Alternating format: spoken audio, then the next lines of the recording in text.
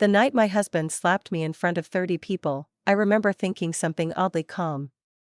So this is how it ends. Not the marriage, that had been dying for years in quiet, humiliating ways, but the version of me that kept excusing him. It happened in our backyard under strings of warm white lights. I'd hung myself that morning, climbing a ladder in bare feet because he'd said shoes would scuff the deck. The October air smelled like charcoal and apple cider candles, and I'd spent 12 straight hours turning our house into something out of a lifestyle magazine he liked to flip through but never pay for. Everything looked perfect.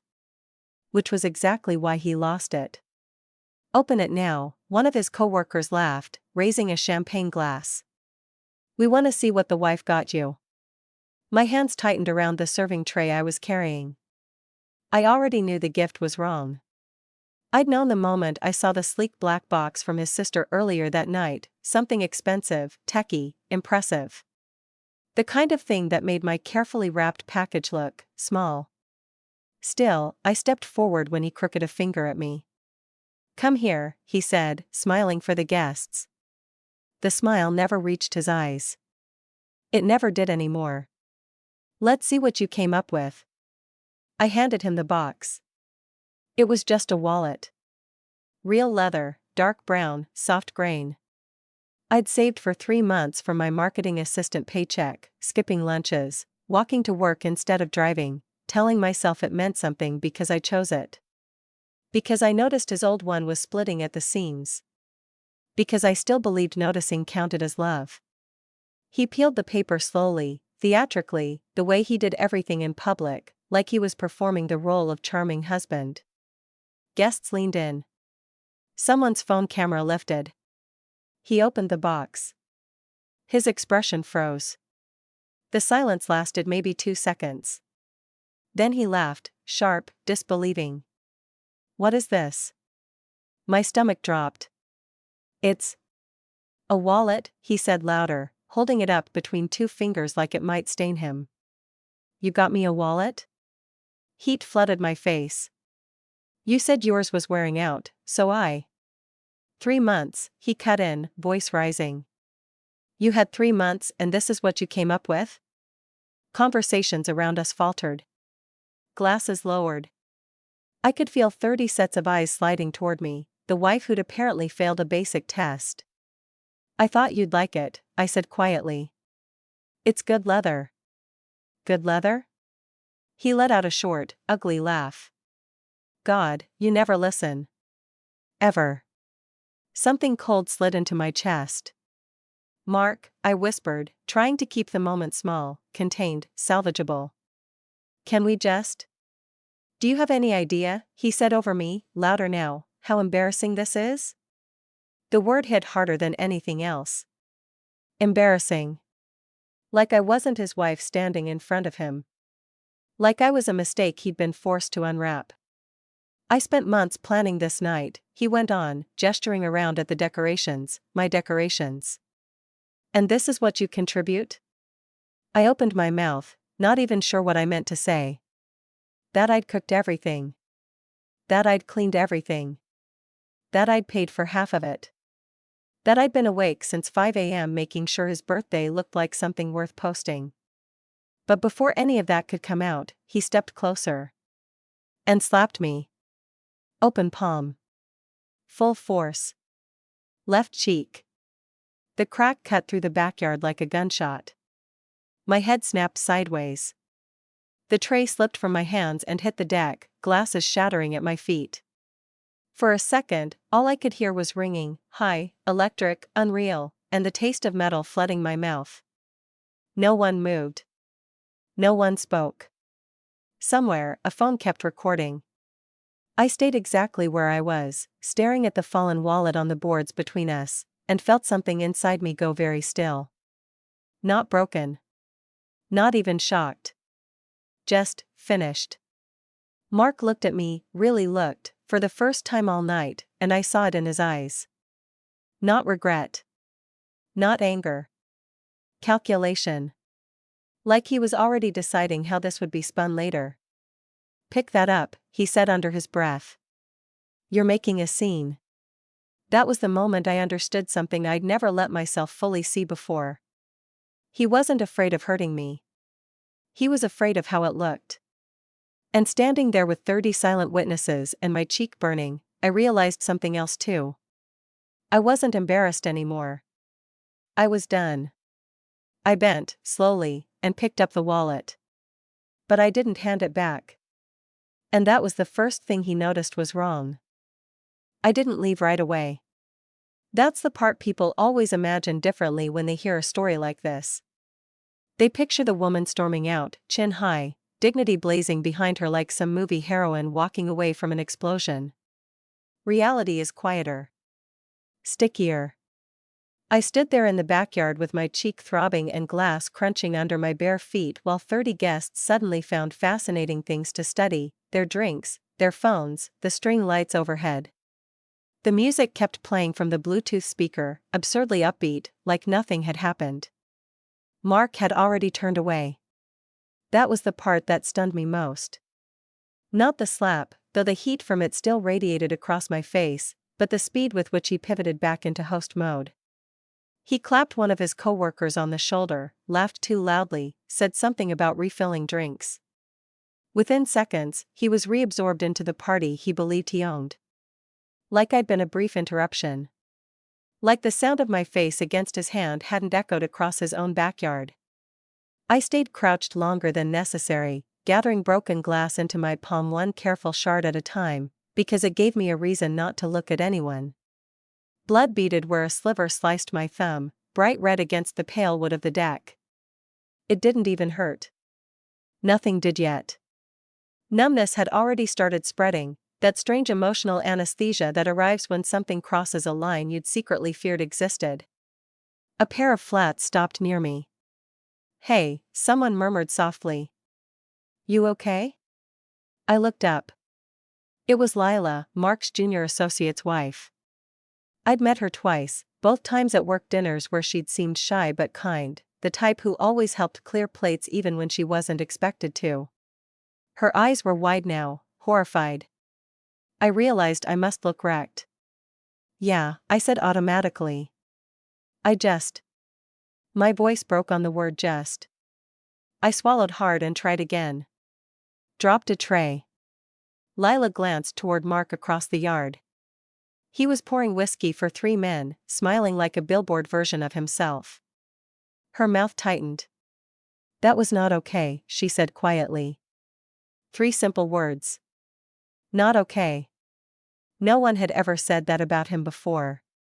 Not to me. Not out loud. Something in my chest shifted, like a door I didn't know was there cracking open half an inch. "I'm fine," I insisted, because reflex is powerful. "It's fine." He just. "Hey." Her tone sharpened just enough to stop me. "You don't have to explain it." I froze.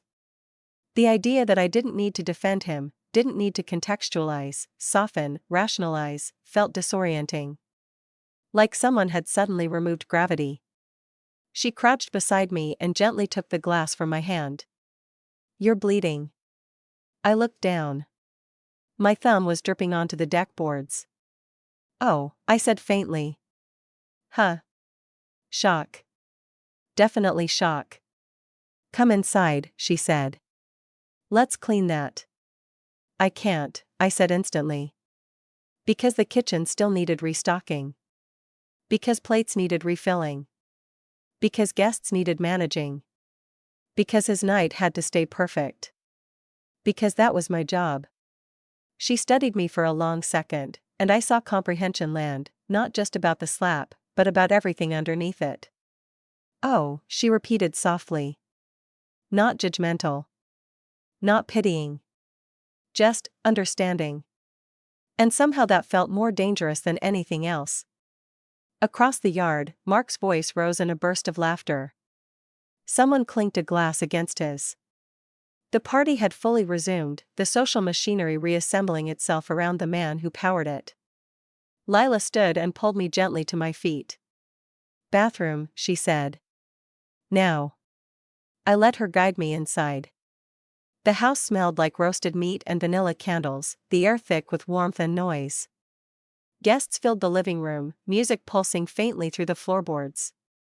Conversations dipped as we passed, eyes flicking to my face, then away again, the collective agreement to pretend nothing had happened settling over everyone like dust. We reached the downstairs bathroom. She shut the door. Silence dropped instantly. The sudden absence of sound hit harder than the slap had. I gripped the counter, staring at my reflection. My cheek was already flushing deep red, a stark handprint blooming across skin that looked too pale everywhere else. My hair had come loose from its clip, strands stuck to my lips. There was a smear of barbecue sauce across my collarbone I didn't remember getting there. I looked small. Younger than 32. Younger than I'd felt in years. Oh my God, Lila breathed behind me. I met her eyes in the mirror. And that was it. The dam cracked. Not sobbing, not yet, just a single sound that escaped my throat, thin and stunned, like air leaking from something punctured. He's never done that before, I whispered. The lie hung there between us. We both knew it wasn't true. Maybe not the slap. But the contempt? The control? The public humiliation dressed up as jokes? Those had been happening for years. Lila didn't call me on it. She just said quietly, "You don't deserve that." My hand started shaking. Because deep down, somewhere I never let myself look directly, I'd always suspected I might. And hearing someone state the opposite so plainly felt like stepping off a cliff. Outside, the party roared on. Inside the small bathroom, staring at the handprint on my face, I realized something terrifying and irreversible. If this wasn't okay, then nothing about my marriage was. And if that was true, I didn't know who I was without it. Lila pressed a cool washcloth gently against my cheek. I flinched anyway. Sorry, she murmured. It's okay, I said automatically, then caught myself. I mean, yeah. It stings. The understatement felt surreal. My face throbbed in deep, pulsing waves now that the numbness was fading. Each heartbeat seemed to echo inside the bruise forming under my skin. She kept her hand steady, eyes on mine in the mirror. Not intrusive. Not prying. Just there. No one had ever just stayed like this with me before. Not during the years Mark had cut me down in small, precise ways, jokes about my weight at dinner parties, comments about my cute little job, reminders that his income paid the mortgage even though mine covered groceries, utilities, and half the renovations he insisted we needed. No one had ever stopped the moment and said, "This is wrong." I realized, standing there, that isolation doesn't always look like being alone. Sometimes it looks like being surrounded by people who pretend they don't see. You should ice it, Lila said softly. It's going to bruise. The word bruise landed heavily. Visible. Undeniable. Public. My stomach twisted. I can't go back out there like this, I said. She hesitated. You don't have to. The simplicity of it stunned me again. You don't have to. 3 words that had never existed in my marriage. I let out a shaky breath. If I don't, he'll. I stopped. Because we both knew the rest. He'll be angry. He'll say I embarrassed him. He'll say I ruined the night. He'll say I overreacted. He'll say I forced his hand. The script was familiar enough I didn't need to speak it. Lila studied me carefully. Do you feel safe? The question felt absurdly large in the tiny bathroom. Safe.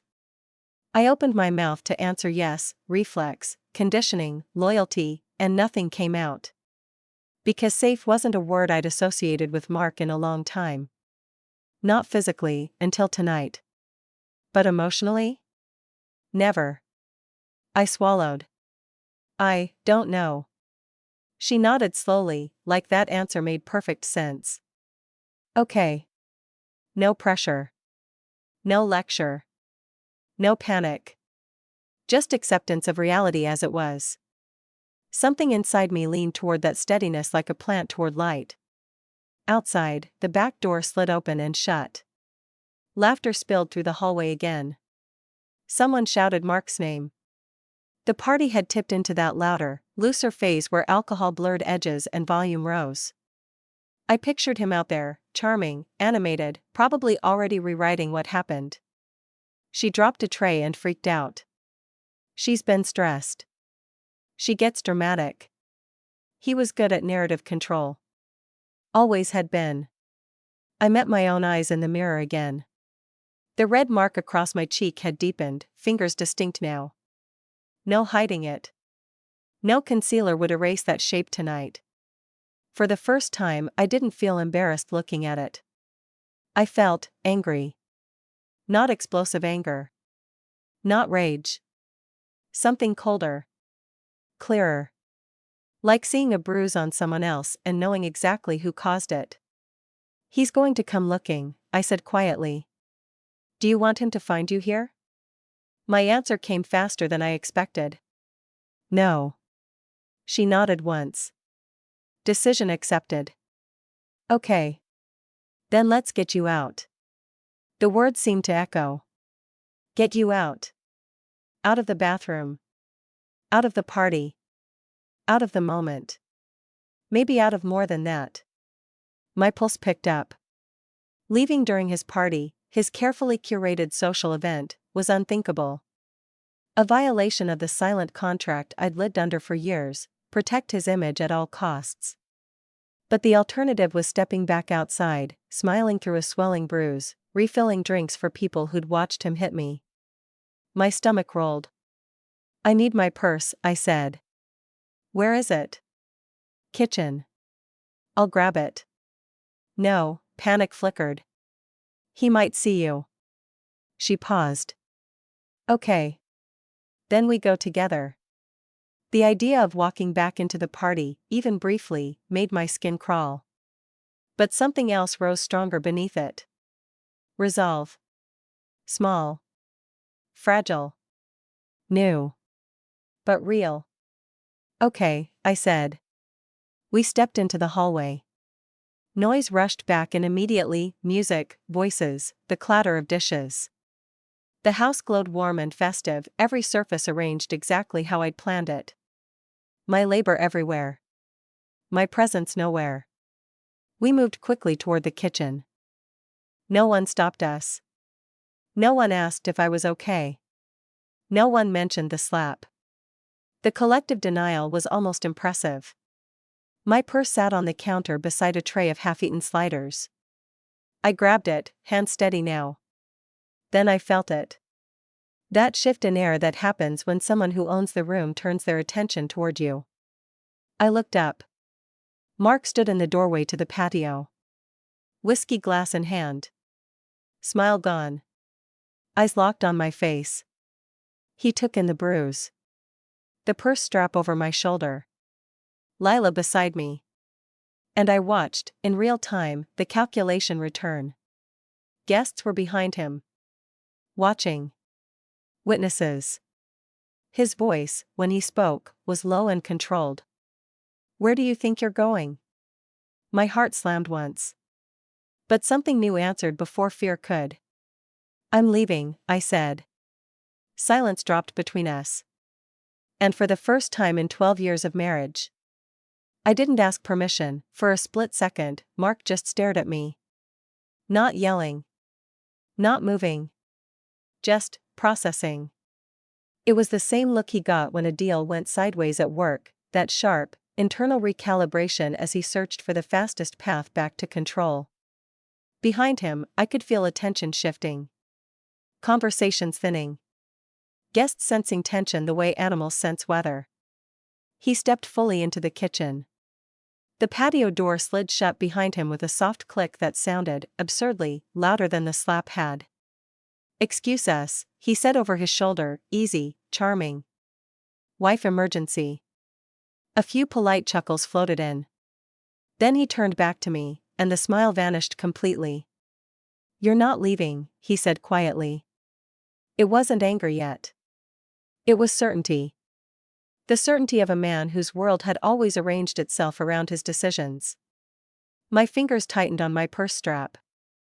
I am. His gaze flicked to Lila. Can you give us a minute? Polite tone. Steel underneath. Lila didn't move.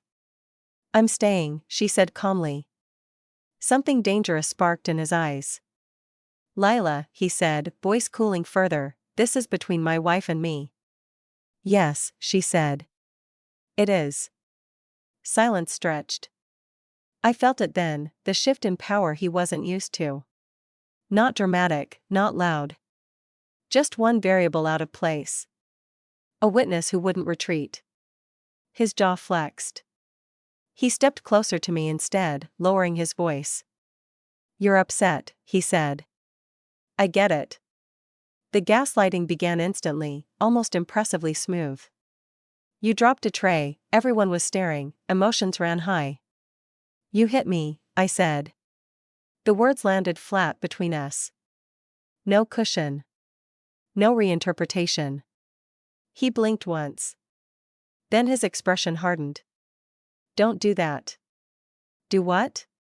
Make it sound worse than it was. A thin laugh almost escaped me. I swallowed it back. Worse than it was. My cheek throbbed in answer. You're drunk, he continued, pivoting. You've been drinking all evening. I had half a glass of wine. You're emotional, he said firmly, as if stating medical fact. And you're about to humiliate both of us by walking out of my birthday party because you're embarrassed. There it was. Embarrassed. The reframing complete, his violence my overreaction. For years, that maneuver had worked. Tonight, something in me finally refused to bend around it. I'm leaving, I repeated. He exhaled slowly through his nose, the sound he made when patience wore thin. Okay, he said, tone sharpening. Let's be very clear about what happens if you walk out that door right now. My stomach tightened. Old fear rose automatically, conditioned and familiar. But beneath it, the new clarity held. What happens? I asked. His eyes locked on mine. You don't come back. The words hung there, heavy with threat. For a moment, time did something strange, stretching and compressing at once. 12 years of marriage flickered through me in flashes, our first apartment, holidays, fights smoothed over, apologies I'd accepted too quickly, compromises that only moved one direction. You don't come back. He meant it as leverage. Exile. Loss. Security revoked. I waited for panic. For pleading. For the instinct to soothe him, to negotiate, to salvage. None of it came. Instead, an unexpected thought surfaced, quiet and devastating. Come back to what? To a house where I walked on eggshells? To a man who'd just struck me in front of 30 people and called it my embarrassment? To years more of shrinking? The fear didn't vanish. But it loosened. And in the space it left, something steadier stood up. Okay, I said. He frowned. Okay, what? If that's your condition, I said, voice calm in a way that surprised even me, then okay. The words seemed to hit him physically. You're being ridiculous, he snapped, mask slipping. You're going to throw away a 12-year marriage over one stupid moment? One stupid moment. The reduction was almost artful. No, I said quietly. I'm not. He opened his mouth, probably to argue, to rewrite, to reassert, but I moved first. I stepped past him. For half a heartbeat he didn't react, stunned by the unexpected motion. Then his hand shot out, catching my wrist. Not violent. But firm. Ownership, not impact. Stop, he said under his breath. The contact jolted straight through me. For years, that grip had meant pause. Compliance. Reset. Tonight it felt different. I looked down at his hand around my wrist. Then back up at his face. Let go, I said. His grip tightened slightly. You're not walking out like this. Lila shifted beside me. Mark. Stay out of it, he snapped. Something inside me crystallized. Not rage. Decision. I twisted my wrist sharply, not to hurt him, just to break contact. He wasn't expecting resistance. His fingers slipped free. The absence of his hand felt like oxygen flooding my lungs. I stepped back once. Distance. Space. Choice. I am walking out like this, I said. Our eyes locked. For the first time since I'd known him, Mark looked uncertain. Not defeated. Not remorseful. But briefly, unmistakably unsure. Because I wasn't following the script. I wasn't pleading. I wasn't apologizing. I wasn't staying. He searched my face for the familiar version of me, the one who would cave, soften, return. She wasn't there anymore. Outside, laughter burst again on the patio, oblivious. Inside, something ended. Don't do this, he said, quieter now. And for the first time all night, the words sounded less like command. And more like fear. I adjusted my purse strap. Met his eyes one last time. And walked toward the front door. The front hallway felt too narrow. Too bright. Too quiet compared to the low hum of conversation still drifting in from the patio. Each step toward the door sounded unnaturally loud in my ears, heel, breath, heartbeat. Behind me, I could feel Mark's presence without looking. The gravity of him. The expectation that I would stop. Turn. Apologize. Reset the world back into its familiar shape. I didn't stop. My hand reached the door handle. Cold metal under my palm. For a fraction of a second, doubt flickered, not about leaving, but about what came after. Where would I go? What would I tell people? What would this become? Then another sensation overrode it. My cheek still burned. The memory of his hand on my wrist lingered like a shadow. I opened the door. Cool night air spilled in, carrying distant traffic noise and the faint scent of jasmine from the neighbor's hedge. Freedom didn't feel triumphant. It felt terrifying. And real. I stepped out onto the porch. Behind me, his voice came one last time. If you walk out, don't expect me to chase you. I turned back. He stood in the hallway light, perfectly composed again, the public version restored, as if guests might round the corner at any second. But his eyes gave him away. Calculation. Pride. And something brittle underneath. I don't, I said. The truth of it settled between us. He gave a short, disbelieving laugh. You'll regret this. Maybe. Probably. Leaving a marriage wasn't a clean victory arc. It was paperwork and loneliness and explanations and starting over at an age when most people were settling deeper. But staying would be regret too. A slower, quieter kind. I already regret staying as long as I did, I said. That landed harder than the slap.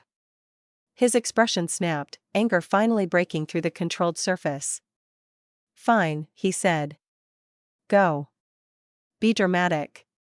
Sleep on someone's couch. Tell everyone I'm a monster.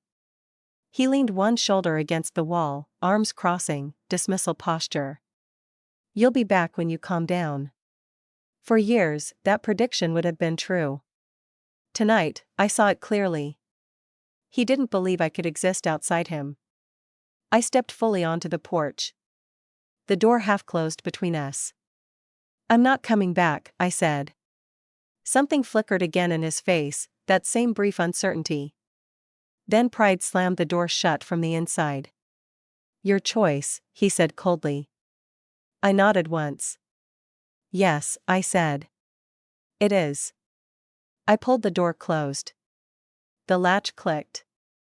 And just like that, the house, our house, was no longer mine. For a moment, I just stood there. Porch light buzzing faintly overhead. Night air cool on my skin. Heart racing so hard it made my hands tremble. I'd done it. I'd actually done it. The enormity hit all at once. No plan. No bag. No home that was unquestionably mine anymore. Just the clothes I was wearing, my purse, and 12 years detonating behind a closed door. My throat tightened.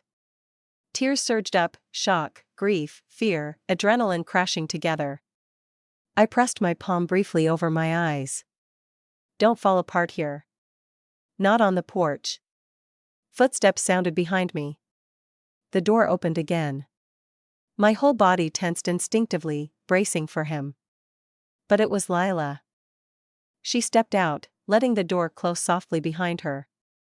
For a second we just looked at each other. Her gaze went immediately to my cheek. Anger flared in her expression, protective, contained. You okay? She asked quietly. The question broke something loose. A shaky laugh escaped me. No. She nodded once, like that answer made perfect sense. Good, she said. I blinked. Good? You shouldn't be okay, she said. That was not okay. The validation hit deeper than comfort would have. For years, my reality had been negotiated. Tonight, someone else named it plainly. I swallowed hard. I left. I know, she said. I saw. Another silence, softer this time. What now? I asked. It wasn't rhetorical. I genuinely had no idea. She didn't hesitate. You're coming with me.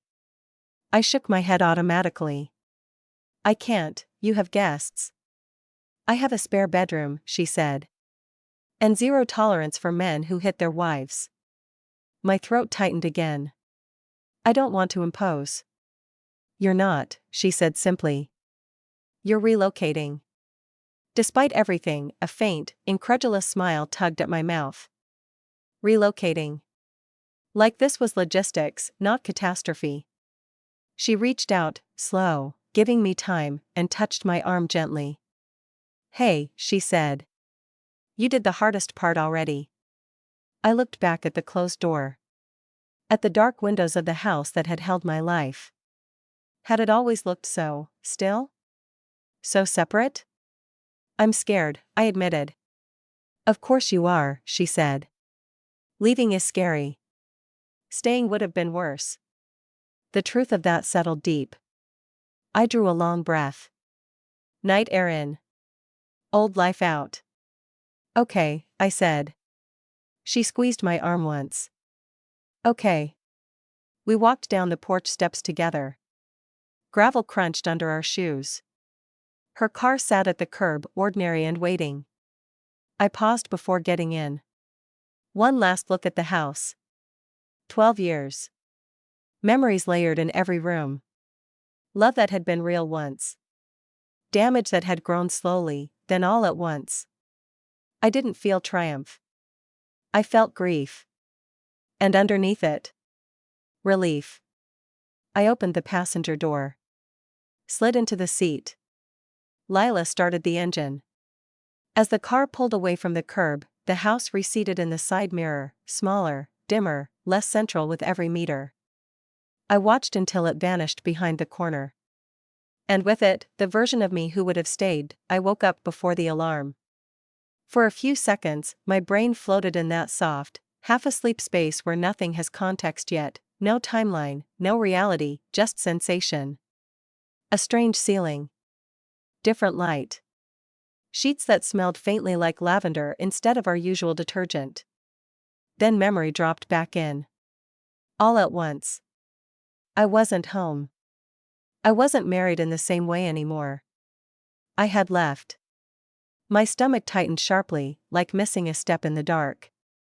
I lay still, staring at the unfamiliar room, pale blue walls, framed watercolor prints, a bookshelf with travel guides and old paperbacks. Lila's spare bedroom. My temporary landing zone. Temporary. The word sat heavy. Everything was temporary now. My housing. My relationship status. My entire life structure. A pulse of panic rose, fast and physical. What have I done? Then another image surfaced. Mark's hand on my wrist. The crack of skin on skin. The way his eyes had gone cold. The panic shifted shape, less regret, more clarity. Right. That. I turned onto my side, pulling the blanket closer around me. Morning light filtered through sheer curtains, soft and neutral, not the harsh angled sunlight that blasted our bedroom window back home. The quiet here felt different too, no hum of his shower, no cabinet doors closing, no coffee machine starting on schedule. My chest tightened again. Grief this time. Even toxic normalcy is still normalcy. I reached instinctively toward the nightstand. My phone lay there, exactly where I'd dropped it last night. I stared at it for a long second. Then picked it up. 6 notifications. My heart rate spiked instantly. 4 missed calls. 2 texts. All from Mark. Of course.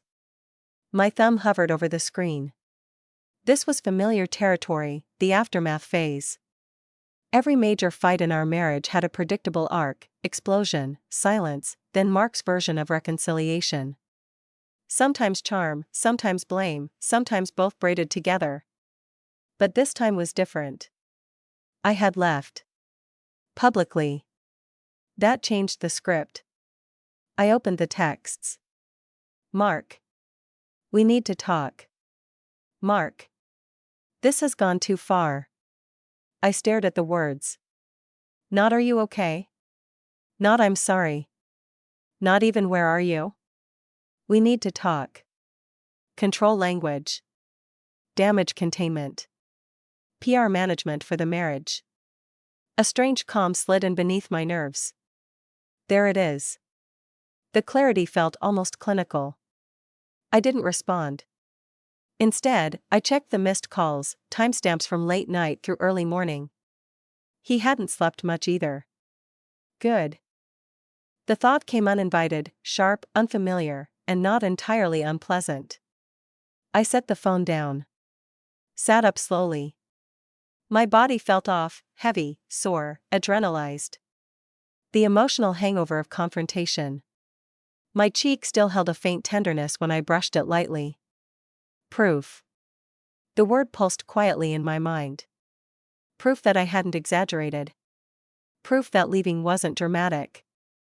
Proof that something irreversible had happened. A knock sounded softly on the door. You awake? Lila's voice. Yeah, I called, my voice rough with sleep and everything else. The door opened a few inches. Coffee? Emotion surged unexpectedly at the offer. Normal kindness. No tension. No performance. Please, I said. She disappeared, returning a minute later with a mug. Steam curled upward, rich and familiar. She handed it to me without commentary, then sat lightly on the edge of the bed. We didn't talk right away. I took a sip. It tasted better than any coffee I'd had in months. Probably because I wasn't drinking it while bracing for criticism. How do you feel? She asked finally. I exhaled slowly. Like I jumped off something tall and haven't hit the ground yet. She nodded. Accurate. I hesitated, then reached for my phone and turned the screen toward her. He's already texting, I said. She scanned the messages. Her mouth flattened slightly. No apology, she said. Of course not. Classic. I gave a small, humorless laugh. He thinks this is a marital disagreement that got out of hand. What do you think it is? The question hung in the air. I stared into my coffee. Last night I'd been certain, furious clarity carrying me out the door. Morning made everything softer around the edges. More complicated. It's the end of something, I said slowly. I just don't know if it's the marriage or the illusion of it. She considered that. Both can end at once. My chest tightened. That possibility had shape now. Wait. Finality. I don't even know what I'm supposed to do today, I admitted. I have work. Emails. Laundry. Like, am I separated? Am I just staying over? What do I tell people? All valid questions, she said. But none urgent. She gestured lightly toward the phone. That is. I looked down again at Mark's messages. He'd sent another while we talked. Mark. Call me. Now. The old reflex fired instantly, anxiety spike, compliance urge, damage control mode. For 12 years, his urgency had overridden my autonomy. Call now meant call now. Except. I wasn't in his house. I wasn't under his roof. I wasn't within arm's reach. The realization landed with quiet force. Distance changes power. My thumb hovered over the screen. What happens if you don't answer? Lila asked gently. I swallowed. He escalates. How? More calls. Angrier texts. Maybe shows up. She nodded once. Okay. So what do you want? The question felt almost alien. What do I want? Not what will calm him. Not what will fix this. Not what will preserve the marriage. Me. I stared at the phone. Then locked the screen. I don't want to talk to him, I said. The sentence felt enormous. And true. Lila's expression softened, not surprised, just steady. Then don't. My pulse thudded. Defiance and fear braided together. He's going to lose it, I said. Probably. And tell everyone I'm unstable. Maybe. And show up at my work. Possible. Each escalation sounded real. Plausible. Familiar. I took a slow breath. And, she said quietly. I looked up at her. At the calm certainty in her face. The grounded normalcy. And, I still don't want to talk to him, I said. There it was again. Truth, clearer this time. She nodded. Okay. No lecture. No pressure. Just agreement. The absence of coercion felt almost disorienting. I glanced once more at the phone. Another text arrived. Mark. If you don't respond, I'm coming there. Ice slid through my chest. There. He didn't know where I was. But he assumed he could find out. Assumed access. Assumed reach. I looked up slowly. He just threatened to come here, I said. Lila's expression changed, not fear, but focus. Then we plan, she said. Plan. The word landed differently than panic. Strategic. Forward. Adult. I set the phone down deliberately. For the first time since leaving the house, a new awareness took shape. This wasn't just escape anymore. It was conflict. And I had finally stepped onto my own side of it. The word plan lingered in the room like something newly alive. I hadn't planned anything last night. I'd reacted, survival, adrenaline, exit. But planning implied intention. Strategy. A future that wasn't just damage control. It also implied that what was happening wasn't a misunderstanding. It was a situation. And situations required evidence. My gaze drifted back to the phone on the nightstand. Another text had arrived. Mark. Answer me. This is ridiculous. A minute later. Mark. You don't get to just disappear. My chest tightened. There it was again, that language of ownership wrapped in indignation. As if my absence were an offense against him rather than a consequence of his behavior. He's texting more, I said quietly. Lila didn't ask to see right away. Do you want to show me? Consent. Choice. Such a small difference from the life I'd just stepped out of, and yet it shifted everything. I handed her the phone. She read in silence, her jaw setting a little tighter with each message. Okay, she said finally, returning it. We start documenting. The word sent a flicker of unease through me. Documenting makes it sound legal. It might become that, she said calmly. Or it might not. But documentation protects you either way. Protects you. Another phrase I wasn't used to applying to myself. I swallowed. What does documenting mean? Screenshots. Save voicemails. Write down dates and what happened. Especially last night. My stomach dipped. Last night. Turning it into record instead of memory. That feels extreme, I admitted. She tilted her head slightly. He hit you. The room went very still. I nodded once. Yes. Saying it out loud matters, she said. And writing it down matters more. Memory gets blurry. Records don't. I looked down at my hands wrapped around the coffee mug. The faint tenderness in my cheek pulsed again, not pain, exactly, but presence. Proof. You think I'll need it, I said. I think you might, she said. And I think having it will change how you see this. How? From fight with my husband to incident of violence. The distinction landed heavy. Language reshapes reality. And reality, once named, becomes harder to minimize. My phone buzzed again. Mark. I called your office. You're not there. Cold flooded my veins. He called my work, I said. Lila's eyes sharpened. Already? I nodded, throat tight. He's checking. Okay, she said. Screenshot that too. My fingers trembled slightly as I did. Click. The image froze the words in place, timestamp, contact name, message. It felt surreal. Like I was building a case file on my own marriage.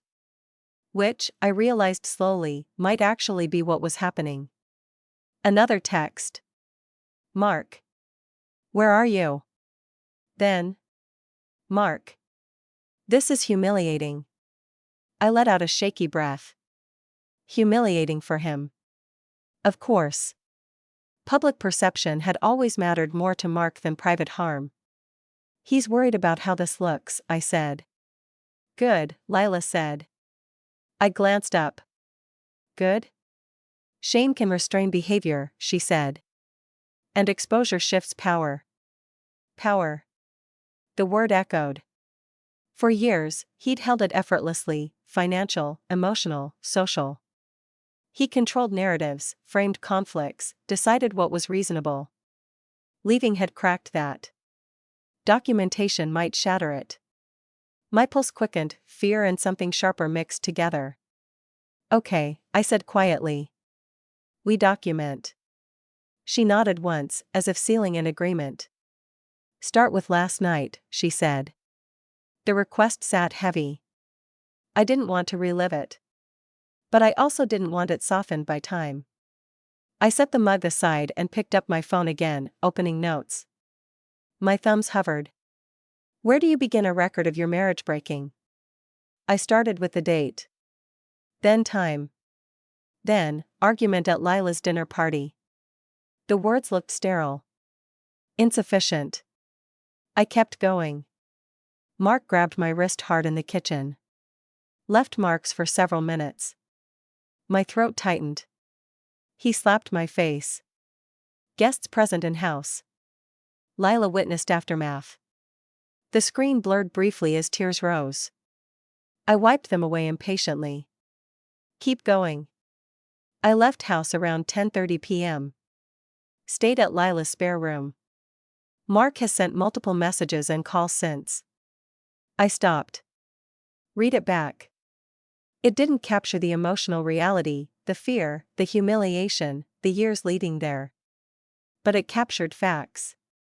Facts couldn't be gaslit. I exhaled slowly. There, I said. Lila nodded. Good. I looked at the entry again. Something shifted inside me, subtle but irreversible. For 12 years, our conflicts had lived in the fog of interpretation. He said I exaggerated. I said he minimized. reality warped in between. But written plainly, without apology or context. He slapped me. It sat on the screen, undeniable. My phone buzzed again. A call this time. Mark. My body reacted instantly, adrenaline spike, stomach drop, old reflex screaming answer answer answer. My thumb hovered over accept. Then I remembered the note. The screenshots. The distance. I declined. The silence afterward roared in my ears. He called again immediately. Decline. Again. Decline. Then the texts exploded. Mark. Unbelievable. Mark. You're seriously ignoring me? Mark. After everything I do for you? There it was. The ledger. His favorite weapon, provision as leverage. I felt the familiar guilt start to rise. Then I looked at the note again. He slapped me. The guilt faltered. Another text. Mark. You're acting crazy. I screenshot it. The act felt almost clinical. Detachment forming where panic used to live. He called again. I set the phone face down. My hand still trembled, but something else had joined the fear. Resolve. I'm not answering, I said quietly. Lila nodded. Okay. We sat in silence while the phone vibrated intermittently against the wood nightstand, a mechanical insect that couldn't reach me.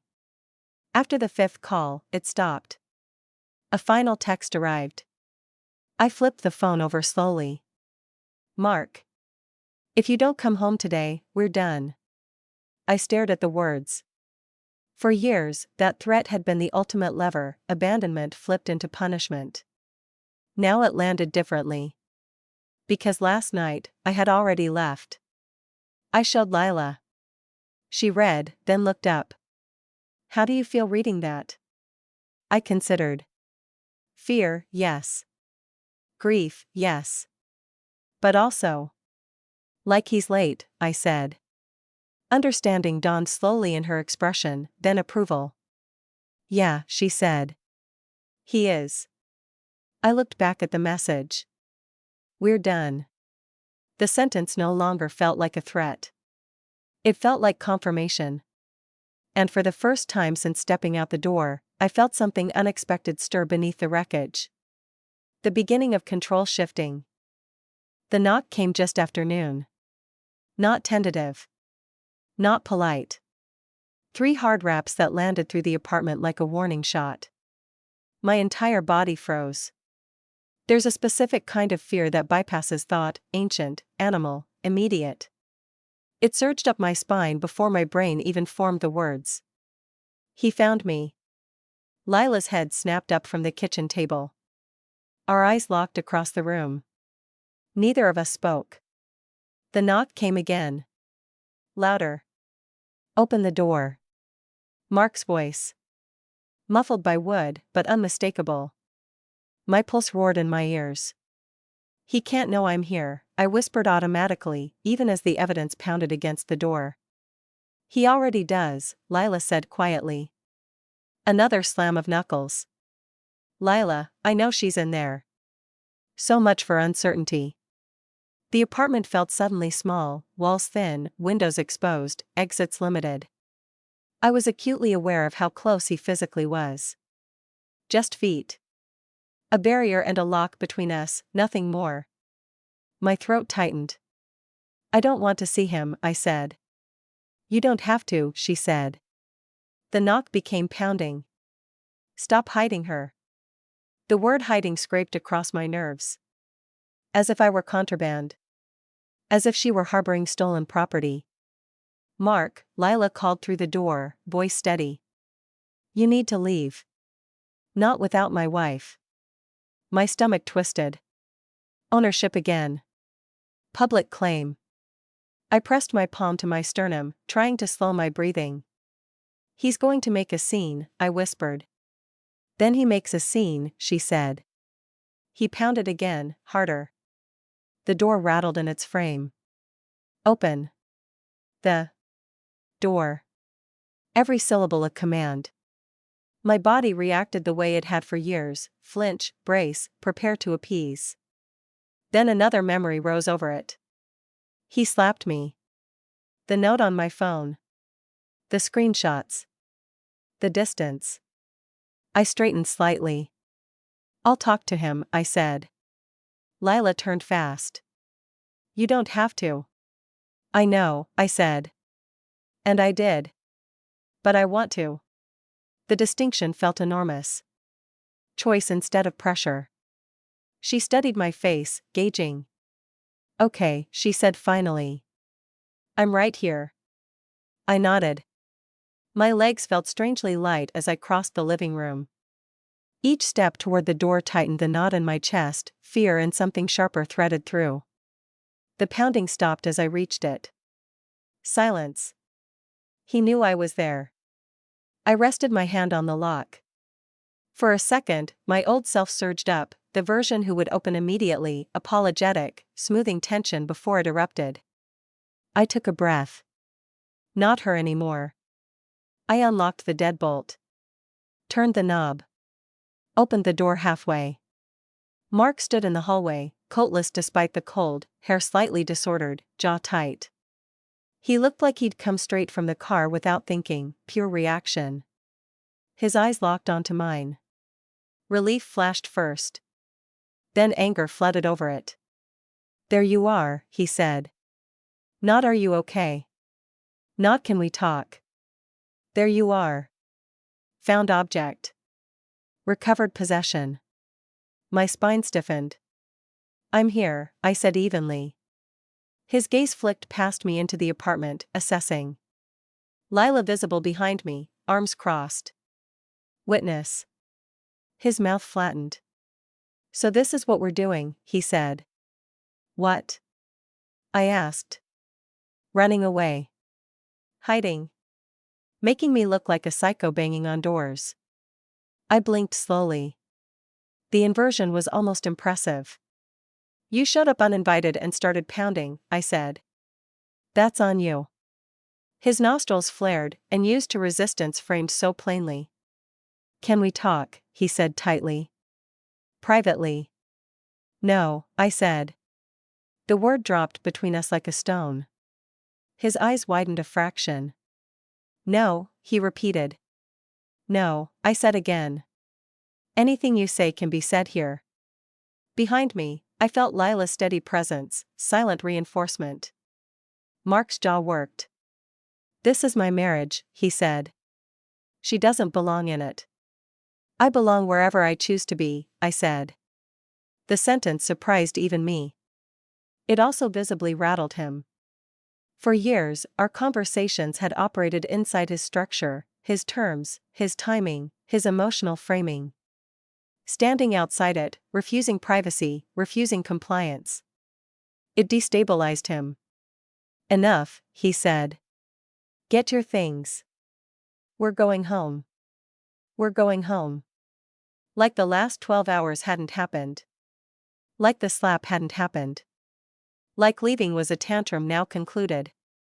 I felt something cold and clear settle in my chest.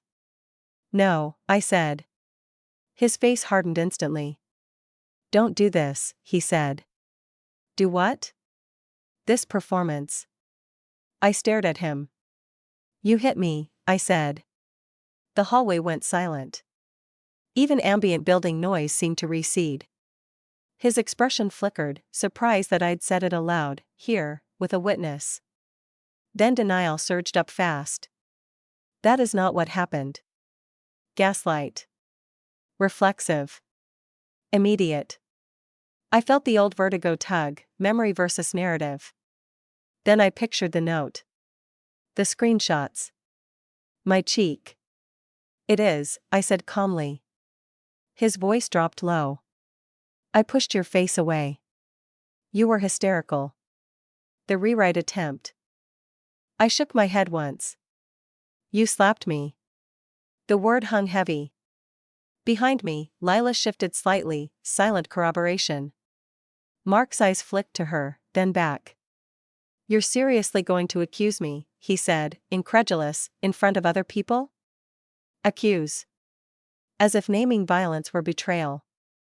I'm stating what happened, I said. His mouth opened, closed.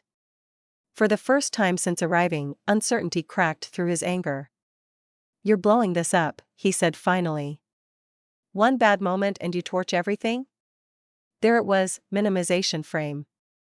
I felt my pulse steady oddly. Because the answer was suddenly simple. It wasn't one moment, I said. It was the line. He stared at me. Line? The one you crossed, I said. And can't uncross. Silence. We held eye contact, years of history compressed into a hallway standoff. His voice shifted then, not soft, but coaxing. Come home. We'll fix this. The old gravitational pull flickered. Shared bed. Shared routines. Shared life. The enormity of ending it yawned wide. Fear surged. Then clarity followed. I stepped back half an inch. Still holding the door. I'm not coming back, I said. The words landed fully this time. No adrenaline. No audience heat. Just truth. His face went still. Very still. And I realized, with a jolt. He had never actually believed I would leave. Until now. For a few seconds after I said it, Mark didn't move. Didn't speak. Didn't even blink much. It was like watching a system error propagate across his face, anger paused mid-cycle, certainty disrupted, expectation misfiring against reality. I'm not coming back. The sentence hung between us, heavier than anything else I'd said so far. Because this time, he understood I meant it. You're serious, he said finally. Not a question. More like he was testing the weight of it in his mouth. Yes, I said. The word felt grounded. Rooted. Not loud, just immovable. His jaw tightened. You're going to throw away 12 years, he said, voice low, over one incident you're exaggerating. There it was again. Minimize. Reframe. Blame perception. I felt the familiar pull, the urge to defend, justify, soften. To prove my reaction proportionate enough to deserve legitimacy. I didn't take it. It wasn't one incident, I said. And I'm not exaggerating. His eyes sharpened. So now I'm abusive? The word landed like bait. A trap built of absolutes I either deny or escalate. I held his gaze. You hit me, I said. I did not hit you, he snapped. The speed of the denial almost made me flinch, old reflex, conditioned response to his rising volume. But I didn't retreat. You slapped me, I said, same tone. His face flushed. You're twisting this. I'm naming it. Silence snapped tight again. Behind me, I could sense Lila still there, quiet, unmoving, witness anchor. The triangulation Mark usually relied on, isolate, persuade, reframe, wasn't available here. He shifted tactics. Okay, he said, forcing a breath. We both lost control. Fine. It happens. Couples have bad moments. Normalization frame. Make it mutual. Make it common. Make it small. I shook my head slowly. No. His eyes flashed. No? No, I said. You crossed a line. I'm done. The words felt almost clinical now, stripped of pleading, stripped of drama. Just boundary. He stared at me like he didn't recognize the person saying them. And maybe he didn't. Because for 12 years, I had never held a boundary he couldn't negotiate down. Where are you even staying? He demanded suddenly. I didn't answer. His gaze darted again past me into the apartment, mapping space, confirming presence. With her, he said, contempt creeping in. You're blowing up your marriage on someone else's couch? I left because you hit me, I said. The repetition felt deliberate now. Anchoring. He scoffed. You're unbelievable. And you're not listening, I said. His eyes narrowed. You think you're the victim here, he said. The old accusation. My emotions too big. My reactions too intense. My pain self-centered. For years, that line had destabilized me. Now it landed flat. I was hit, I said. That makes me the victim in that moment, yes. The hallway air went brittle. His mouth opened, ready with another denial. Then stopped. Because there was nowhere left to push. No privacy to manipulate in. No confusion to exploit. No compliance to rely on. The power imbalance had shifted, and he could feel it. His voice dropped colder. If you walk away from this marriage, he said, don't expect anything from me. I almost smiled. There it was, the financial threat, the ultimate control lever. Provision withdrawal. 12 years of joint life condensed into leverage. My stomach still dipped, conditioning runs deep. But something steadier held beneath it. I'm not expecting anything, I said. That answer visibly wrong-footed him. What does that even mean? He snapped. It means I'm not negotiating to stay, I said. So threats don't apply. He stared. For a second, I saw the calculation behind his eyes, new variables, unfamiliar resistance. You think you can just leave, he said slowly, and everything will be fine? No, I said. I think it will be hard. The honesty disarmed him more than defiance would have. Then why? He demanded. The question hung there, rawer than the others. Why in 12 years? Why risk finances, status, future, loneliness? Why detonate a life?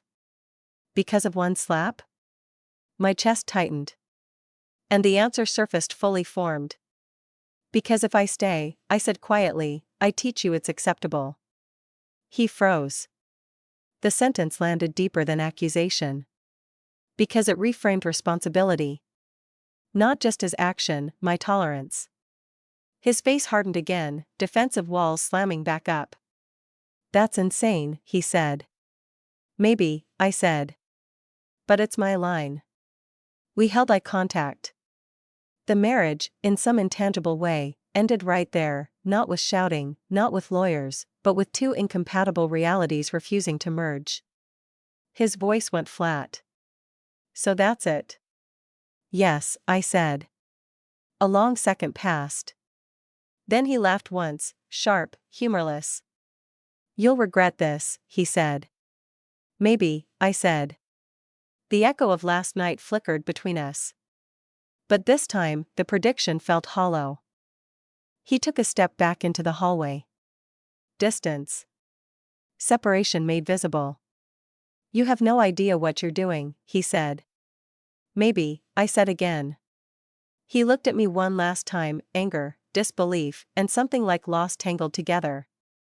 Then he turned. Walked down the hall. Didn't look back. His footsteps faded toward the stairwell. The sound of the building door opening. Closing. Silence. I stood there, still holding the apartment door. My hands had started shaking again, delayed adrenaline release. Lila moved up beside me slowly. Are you okay? She asked. I exhaled a breath I hadn't realized I was holding. I think, yes, I said. It felt strange. Shaky, terrified, grief-struck. But also clear. I closed the door. Turned the lock. The click sounded final. For a moment, I just leaned back against it, eyes closed. 12 years had just walked down a hallway and out of my life. My chest ached. Tears slipped free, not dramatic, just steady. Lila touched my shoulder lightly. You did that, she said.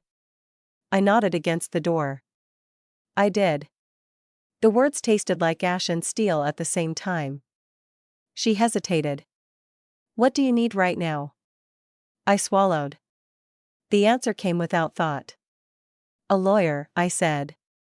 The sentence hung in the air, solid, adult, irreversible. Not fight. Not reconciliation. Process.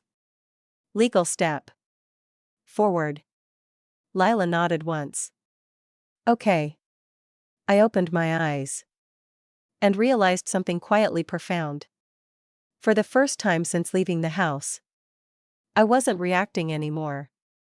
I was choosing. The word lawyer changed the air in the apartment. It wasn't dramatic. It wasn't emotional. It was procedural, the kind of word adults use when something is truly over. Lila didn't react with surprise or sympathy. She just nodded, already reaching for her phone. I know someone, she said. Family law. Sensible. Not sharky. The practicality steadied me. Not if. Not maybe. Just next step. My own phone buzzed again on the table. Mark. The name still hit like muscle memory, years of association firing before thought could intervene. Husband. Home. Default contact. Except none of those labels fit the same way now. I turned the phone face down. Don't you want to see? Lila asked gently. I shook my head. I know what it is. Threat, blame, or charm. The trilogy. She studied me a second, then nodded. Okay. Her phone call was brief, efficient, a quiet request for an urgent consult, a few careful words, incident, separation, safety considerations. She didn't look at me while saying them, but the respect in that omission landed deep. When she hung up, she said, she can do a video call at 3. 3 hours from now. My stomach dipped. So fast, I said. Early advice matters, she said. Especially when the other person might escalate. My gaze slid involuntarily to my phone. As if summoned by thought, it buzzed again. I exhaled slowly. I should probably look. I flipped it over. 8 new messages. A missed call. My pulse ticked up, the familiar anticipatory dread. I opened them. Mark. I can't believe you did that in front of her. Mark. You're humiliating me. Mark. You're making this look like abuse. My throat tightened. Look like. Narrative framing already underway. Another. Mark. You're not thinking clearly. And then. Mark. Call me before you do something irreversible. I stared at that last line. As if leaving him were the irreversible act. Not the slap. My chest felt oddly hollow. He's already rewriting it, I said. Lila glanced over. How? I handed her the phone. She read, lips pressing thin. Yep, she said. Classic reputation defense. The phrase landed with clinical accuracy. Reputation defense. Not remorse. Not accountability. Image management. Another buzz. Mark. I told my brother what happened. He agrees you're overreacting. A hot spike of something surged through me, anger, humiliation, exposure all at once. He's telling people, I said. Of course he is, Lila said. He needs witnesses for his version. My stomach twisted. The fallout spreading outward, family, friends, shared social circles. 12 years of mutual connections now becoming contested territory. What if people believe him? I said quietly. She met my eyes. Some will. The honesty hit harder than reassurance would have. And some won't, she added. And the ones who matter will wait for your side. My side. I looked down at the messages again. He agrees you're overreacting. The triangulation stung, pulling in allies to stabilize his narrative.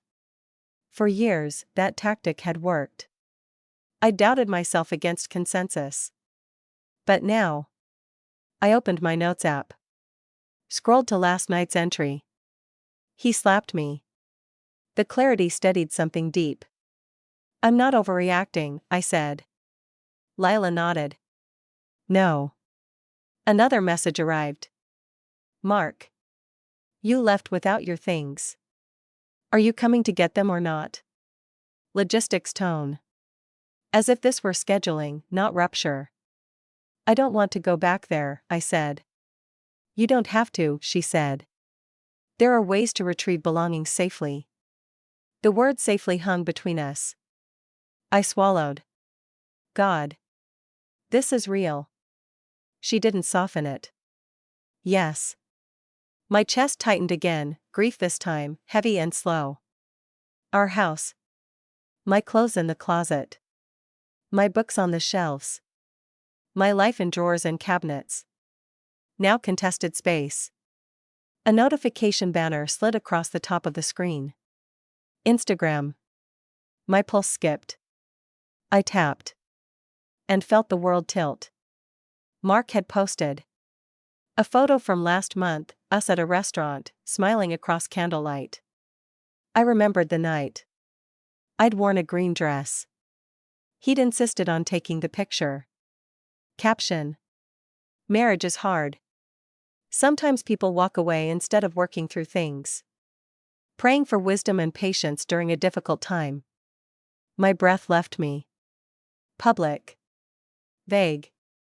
Sanctimonious. It painted him wounded, me impulsive. He posted, I said. Lila leaned in. Read. Her eyebrows shot up. Wow. I scrolled. Comments already stacking. Stay strong, man. You're such a good husband. She's lucky to have you. Prayers. My stomach lurched. Narrative solidifying in real time. He's controlling the story, I whispered. Yes, Lila said. Because he's scared of losing it. The distinction cut through my shock. This wasn't confidence. It was damage containment. My hands trembled slightly as I locked the phone. For a moment, panic flared, urge to respond, correct, expose, defend. Then I remembered the lawyer at 3. Process, not reaction. He wants me to look unstable, I said. Then don't play there, she said. I nodded slowly. Strategic silence. Documentation. Legal framing. Adult terrain, not social media mud. Still, the hurt pulsed, friends seeing, judging, deciding without me. People are going to think I abandoned him, I said. Some will, she said again. And some won't. I swallowed. The truth was, I couldn't control that. Only my line. My actions. My reality. I opened notes again. Added a new entry. Mark posted on Instagram implying I left marriage impulsively. No mention of physical incident. Record. Anchor. Counter-narrative for later. When I finished, I set the phone down carefully. My pulse was still fast, but beneath it something steadier had formed, the beginning of strategic patience. He's building his version, I said. And you're building yours, Lila said. I looked up. Ours wasn't public yet. It wasn't polished or sympathetic. But it was factual. And documented. 3 hours until the lawyer. 3 hours until this stopped being just marital fallout and became legal separation. I exhaled slowly. This is really happening, I said. Lila squeezed my hand once. Yes. I stared at the wall, seeing not paint but the shape of my life splitting in 2 timelines, before and after a raised hand. I don't recognize anything anymore, I said. She tilted her head. You will. I let that sit. Then nodded. Because underneath the grief, fear, and humiliation, there was also something else. A quiet, unfamiliar sensation. The sense that the ground under me, though shattered, was finally my own. At 2:58, I started shaking. Not visibly at first, just a fine tremor under my skin, like my nervous system had realized something my mind hadn't caught up to yet. 3 o'clock wasn't just a meeting. It was escalation. Up until now, Everything had existed in emotional territory: marriage, conflict, hurt, leaving. Messy human terrain. Interpretable. Law made it real. Irreversible in a different way. Lila set her laptop on the coffee table and angled it toward the couch.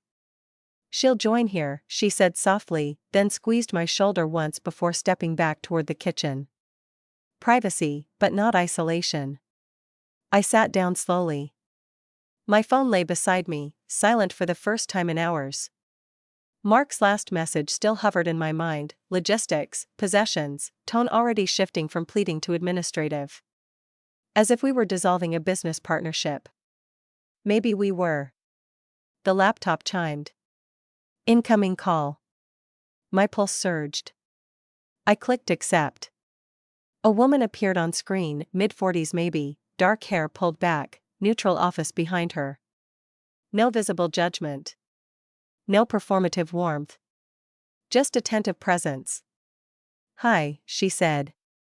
"I'm Dana. I'm glad you reached out." Her voice was calm, grounded, someone used to meeting people on the worst days of their lives. My throat tightened. "I'm Claire." Using my own name in this context felt strange. Like introducing myself into a new chapter. "Hi, Claire," she said. "Before we start, I want you to know this conversation is confidential. I'll ask some direct questions so I can understand what's happening and advise you properly. You can take your time. Okay?" I nodded. Air felt thin. "Tell me what brought you here today," she said. The simplicity of it undid me more than sympathy would have. I inhaled. "Last night my husband slapped me," I said. The words sounded different spoken to a lawyer. Less emotional. More evidentiary. Dana's expression didn't change, not shock, not pity. Just focus sharpening. "Okay," she said. "Walk me through what happened." So I did. Kitchen. Argument. Wrist grab. Slap. Guests present. Leaving. Showing up today. Texts. Post online. As I spoke, she took notes off screen, occasionally asking for clarification: times, witnesses, prior incidents. Prior incidents. I hesitated there. "Has he been physically violent before?" she asked gently.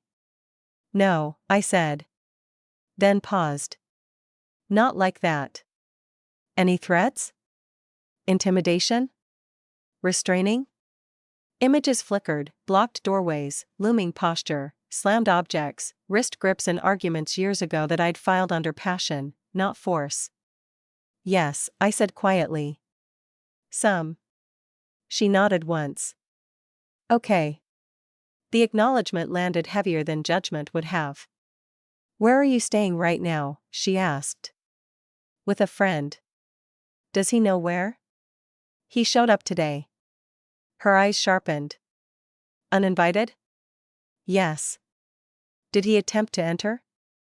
"He demanded I come home." She nodded again, making another note. The conversation moved methodically: safety, finances, housing, accounts, employment. Practical architecture of separation assembling piece by piece. Then she said, "Claire, based on what you've described, this qualifies legally as domestic violence."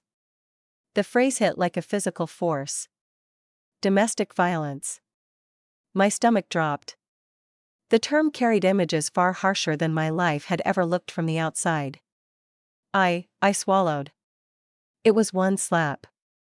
She held my gaze through the screen. Physical assault within an intimate relationship meets the legal definition. Frequency doesn't negate it. The clarity landed hard. No minimization.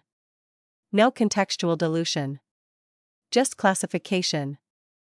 And his behavior since: repeated contact, showing up uninvited, public narrative pressure, raises concern for escalation, she added. My chest tightened. "I don't think I started." She lifted a hand gently. "I'm not saying he will. I'm saying patterns matter." Patterns. The word echoed. I exhaled slowly. Okay.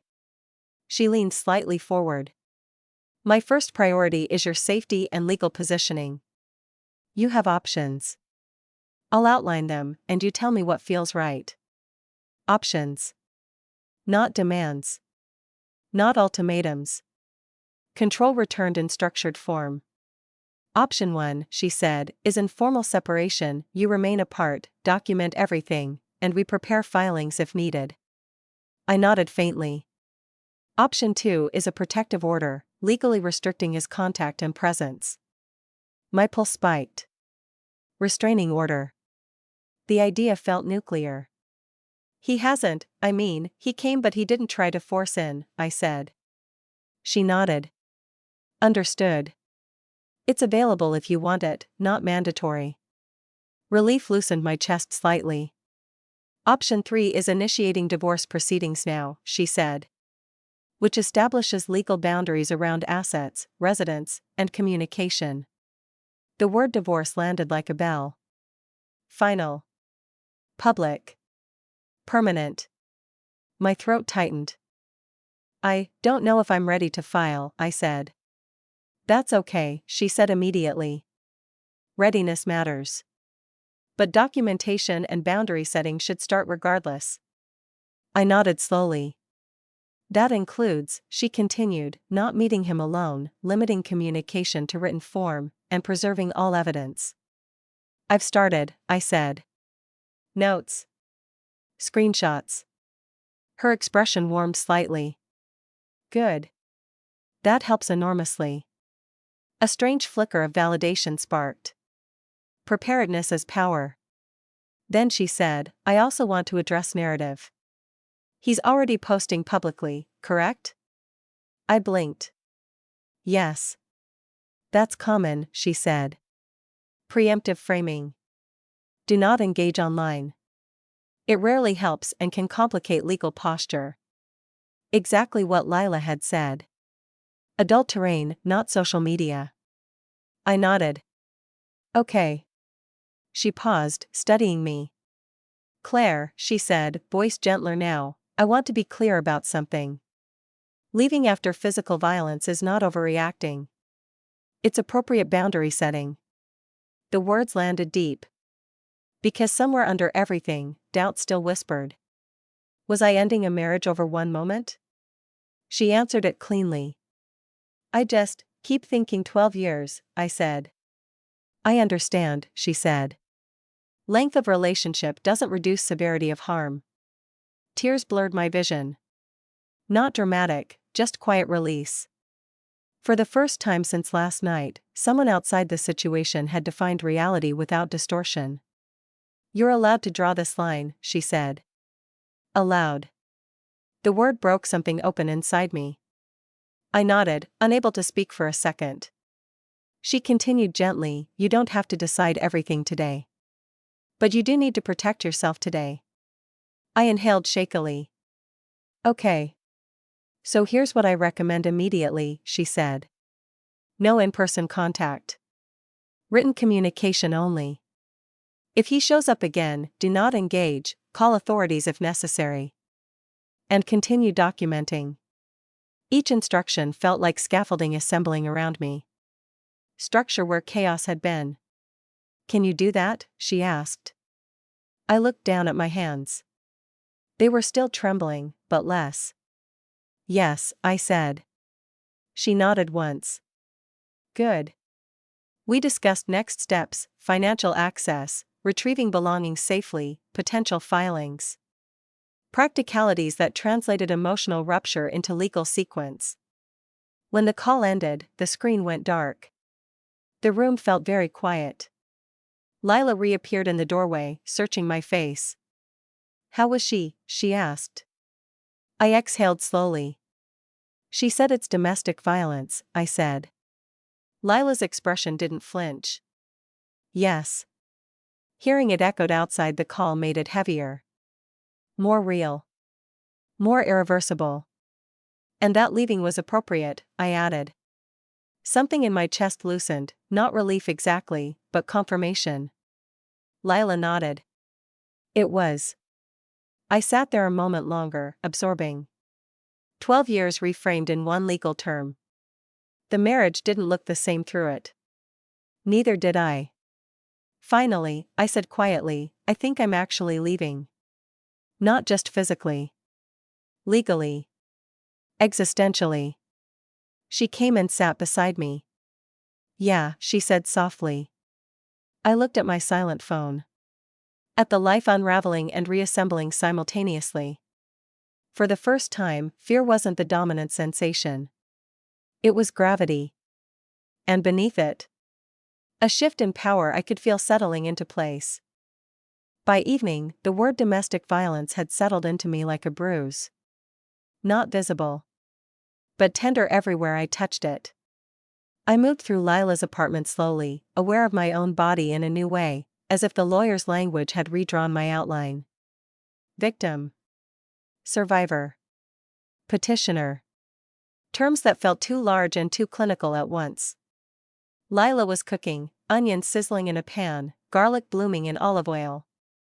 The smell should have been comforting. Domestic normalcy. But my nervous system was still tuned to a higher frequency. My phone lay on the counter where I'd placed it after the call. Silent. Which somehow felt more ominous than the barrage earlier. What are you thinking? Lila asked, not looking up from the stove. I leaned against the counter. That he's not done. No, she said. He's not. Matter of fact. Not alarmist. Just accurate. I swallowed. Dana said not to engage online. Good advice. But he already posted. People are already forming opinions. Lila stirred the pan. They were going to anyway. I exhaled slowly. I hate that he gets to define it first. She turned then, spoon in hand. Then don't let first be final. The sentence landed. Not reactive posting. Not comment wars. But narrative ownership. I looked at my phone. Fear fluttered in my chest, exposure, backlash, disbelief. Once something goes public, it never goes back into privacy. Dana said be careful, I said. She meant don't fight in comments, Lila said. Not don't speak your truth. My pulse ticked up. Truth. Publicly. It felt like stepping onto a stage in my underwear. What would I even say? I asked. Facts, she said. No adjectives. No attacks. Just reality. My gaze drifted to the window, dusk settling over the street, headlights sliding past. Ordinary world continuing while mine tilted on a new axis. He'll hate it, I said. She shrugged lightly. Probably. A strange, sharp flicker moved through me. For years, avoiding his anger had been my central organizing principle. Now. Maybe it didn't have to be. I picked up the phone. Opened Instagram. His post still sat there, accumulating sympathy like moss. Marriage is hard. Sometimes people walk away. My jaw tightened. I tapped create. Blank screen. Cursor blinking. My thumbs hovered. Everything in me wanted to soften, to hedge, to contextualize, to protect his image even now. Conditioning runs deep. Then Dana's voice echoed, leaving after physical violence is appropriate boundary setting. And my own note, he slapped me. I started typing. I read it back 3 times. Each pass stripping emotion, leaving only fact. Then I posted. I want to clarify something directly. I did not leave my marriage impulsively. On date, during an argument, my husband struck me in the face in the presence of others. I left immediately and am currently staying elsewhere for my safety. I am not discussing details further, but I will not accept narratives that minimize or misrepresent what happened. I stared at the words. My heart hammered so hard my hands tingled. It was done. Public. Irreversible. I exhaled shakily. I posted, I said. Lila turned off the burner and walked over. Want me to read? I handed her the phone. She scanned, then nodded slowly. Clear. Factual. Strong. My stomach churned. People are going to freak out, I said. Some, she said. Others will recognize exactly what this is. My phone buzzed almost instantly. Then again. And again. Notifications stacking, comments, messages, reactions. I couldn't open them yet. The exposure felt physical, like stepping into cold water. Then the screen lit with his name. Mark calling. My chest seized. He must have seen. Of course he'd seen. I declined. The phone vibrated again immediately. Decline. Text arrived. Mark. What the hell are you doing? Another. Mark. Take that down. Now. My pulse pounded in my throat. There it was, loss of narrative control. I didn't respond. Another text. Mark. You're accusing me publicly of assault? I stared at it. Accusing. The word almost made me laugh. I opened notes instead. 7:12 p.m., Mark texted demanding I remove factual post describing incident. Record. Anchor. My hand steadied slightly. The phone rang again. Decline. Voicemail this time. His voice burst out sharp even through the speaker. Claire, this is insane. You're destroying my reputation over a marital argument. Take it down or I swear. I stopped playback. My chest felt tight but strangely grounded. Destroying his reputation. Not addressing the act. Only the exposure. I added another note. Voicemail, anger about reputation, no denial of physical contact. Documentation turning instinctive now. The phone buzzed again. This time not him. Comments. I forced myself to open. The first made my breath hitch. I'm so sorry this happened to you. Another. I was there. This is true. Lila. My eyes stung. Then. Proud of you for speaking. Then. Physical violence is never okay. My throat closed. Not universal support, but enough. Reality anchoring in public space. Then Mark again. Mark. You're going to regret this. The familiar line landed differently now. Because the threat wasn't private anymore. It was visible pattern. I screenshot. Saved. My pulse slowed incrementally. Control shifting in measurable ways. I looked up at Lila. He's losing it, I said quietly. She nodded. Yes. I swallowed. I'm scared. Of him? I considered. The old fear of his anger was still there. But something else had joined it. No, I said slowly. Of how big this is. She squeezed my shoulder. Truth tends to be. I looked back at my phone, at my own words sitting there in black and white. No adjectives. No dramatics. Just fact. He struck me. The marriage I'd lived inside for 12 years now existed in public as something else entirely. And I had done that. My chest tightened, grief and power braided together. I can't undo this, I said. She met my eyes. Do you want to? I thought. About the slap. The hallway. The lawyer. The note. The years before. I shook my head. No, I said. Outside, night settled fully. Inside, my phone kept buzzing, but now it wasn't just him. It was witnesses. And for the first time since everything began. The story was no longer his alone. Mark showed up again 2 days later. This time he didn't pound. Didn't shout. Didn't demand. He knocked once, soft, almost polite. Which somehow scared me more. I saw him through the peephole and my stomach dropped instantly. Same coat. Same height filling the hallway frame. But the energy was different, contained, controlled, like a man approaching a negotiation instead of a confrontation. "He's here," I whispered. Lila glanced up from the couch, eyes sharpening. "You want me to answer?" I hesitated. Every instinct screamed no contact. Dana's voice echoed, "Do not engage in person." But another current ran under it, unfinished business, 12 years pressing against a door. "What does he want?" I murmured. As if on cue, his voice came through the wood, low and measured. "Claire. I just want to talk." No anger. No accusation. The calm unsettled me more than rage ever had. Because this was his most effective mode. Reasonable Mark. Persuasive Mark. The man who could fold reality gently until you doubted your own memory. My pulse spiked. "I shouldn't," I said.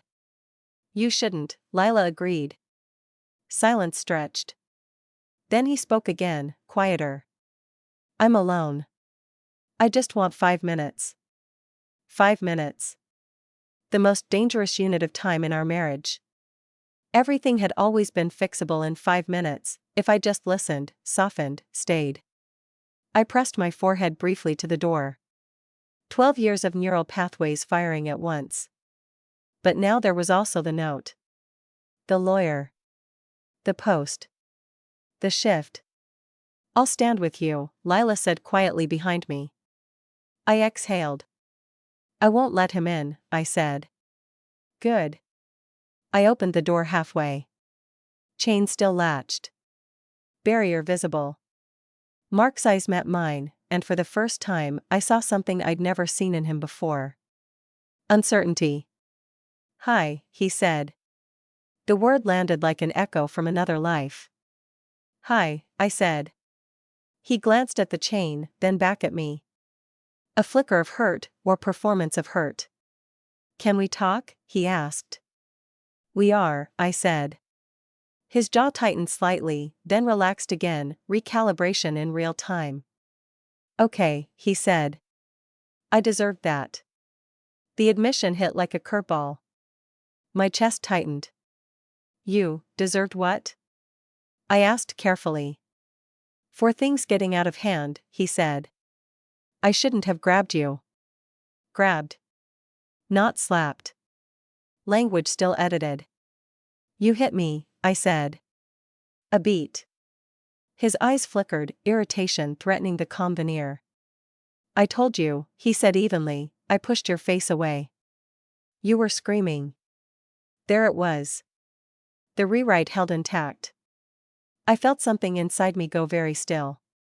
"You're still saying that," I said. "Because that's what happened," he said. Reality contest reasserted. But now I stood outside it. "I'm not debating it," I said.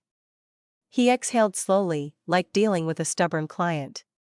"Claire," he said, voice softening, "we both know you've been under stress. Work, everything." Emotions were high. Deflection through concern. Pathologize reaction. I felt the old destabilization flicker, then fade. "No," I said. "Don't do that." His brows drew together. "Do what?" "Make this about my emotions," I said. "You hit me." His mouth flattened. "You're stuck on that word," he said. "Yes," I said. "Because it's accurate." Silence stretched. The hallway smelled faintly of someone's cooking down the floor. Ordinary life continuing while ours hung suspended in this doorway. He shifted tactics again. "I saw your post," he said. "I know. You made me sound like a monster." I described what happened. "You described your version." I held his gaze. "There aren't two versions of a slap," I said. His eyes flashed, anger cracking through calm. "God, Claire," he snapped, "people hit each other in fights all the time. It doesn't mean."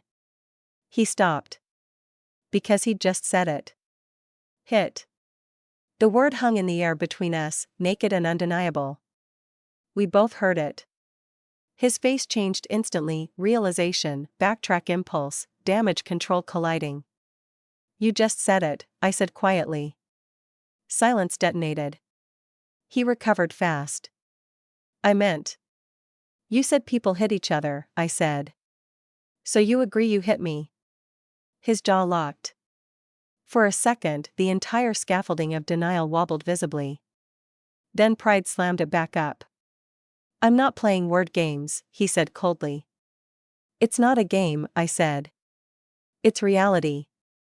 We stared at each other, 12 years condensed into a semantic battlefield. Finally, he exhaled sharply. Fine, he said. You want reality? Here it is. His voice went hard. You've destroyed our marriage.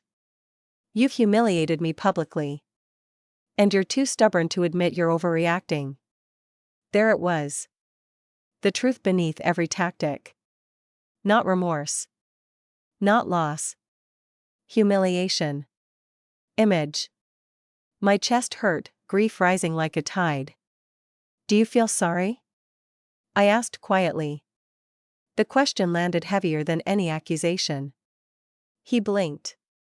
Thrown. For what? He said. The air went out of me. For hitting me, I said. A long pause. Then. I'm sorry things got this far, he said. Not sorry for the act. Sorry for the consequences. Something inside me finally, cleanly broke. Not explosive. Not loud. Just a quiet, irrevocable snap. Okay, I said. He frowned. Okay? Okay, I repeated. That's all I needed to know. Confusion flickered. What does that mean? It means we're done, I said. The words landed softer than before, but heavier. Final. No anger left in them. Just closure. His face hardened. You're being ridiculous. I shook my head slightly. No. I'm being clear. He stared at me, searching for the old pliability. It wasn't there. Last chance, he said. Take the post down. Come home. We fix this. The offer hung, the last bridge extended. I looked at him. At the man I had loved. The man I had built a life with. The man who could not say I'm sorry I hit you. Grief flooded through me, deep, oceanic. But beneath it, bedrock. No, I said. Silence. He held my gaze a long moment. Then something closed in his face, not sadness, not regret. Detachment. Then we have nothing more to discuss, he said. I agree, I said. He nodded once. Turned. Walked down the hall. No pause this time. No look back. His footsteps faded. The elevator dinged. Gone. I stood there, hand on the door, tears sliding quietly down my face. Not for the fight. Not for the slap. For the marriage that had just ended in a hallway with a word he couldn't say. Behind me, Lila's hand touched my shoulder. I leaned back into it, closing my eyes. It's over, I whispered. Yes, she said softly. I closed the door. Turned the lock. And for the first time since everything began, there was no doubt left at all. 3 months later, I signed my name and watched 12 years become ink. The courthouse room was smaller than I'd imagined, beige walls, fluorescent lights, rows of molded chairs.